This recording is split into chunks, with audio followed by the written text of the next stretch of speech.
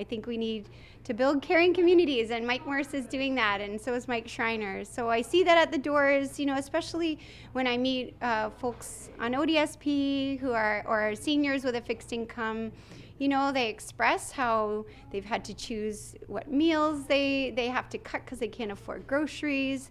Property taxes are going up because of the gaps in healthcare and affordable housing. So I see the pressure that puts on the middle class and low-income folks. And, this is my way of contributing.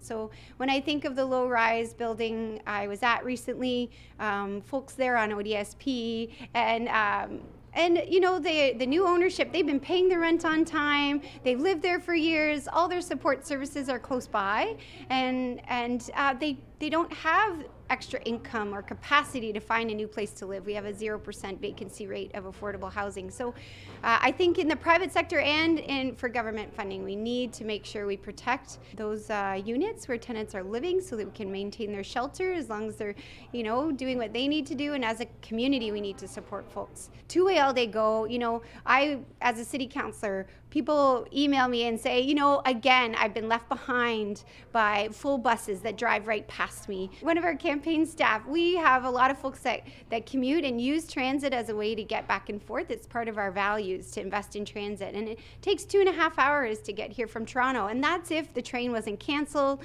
there wasn't a delay, people missed their stops. So not only do we need the dollars to pay for this, but we need the collaboration and the political will. I don't see that from the Ford government. I think they really tried to put highways where their friends own land, to be honest. We really think we need to do something to build connected, caring communities. So people need to be able to get to Hamilton or Cambridge without it taking over an hour. We need to be able to get to Guelph regularly. We have the tracks. Laura May Lindo stepping down was a surprise for all of us, right?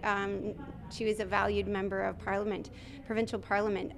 So this wasn't expected. It wasn't part of the plan. I got involved in politics because I care about building a sustainable planet and making sure everybody has a place to live. And it was the day after our municipal election where Bill 23 came out, and that's the Greenbelt, right? So there's been constant bad decisions and damage control from this government. I want this government to be held accountable, and I want to stand up and be an independent voice for Kitchener. So the beauty of being the Greens is people don't hand me a script, they don't tell me how to vote. I represent Kitchener. I want to be there to listen, and I want to be there to advocate for the folks of Kitchener in Toronto. I just want people to vote. It's really up to the folks of Kitchener on who they believe would represent them well. Whoever you vote for, make sure you get up, you get out, and we need good democracy locally.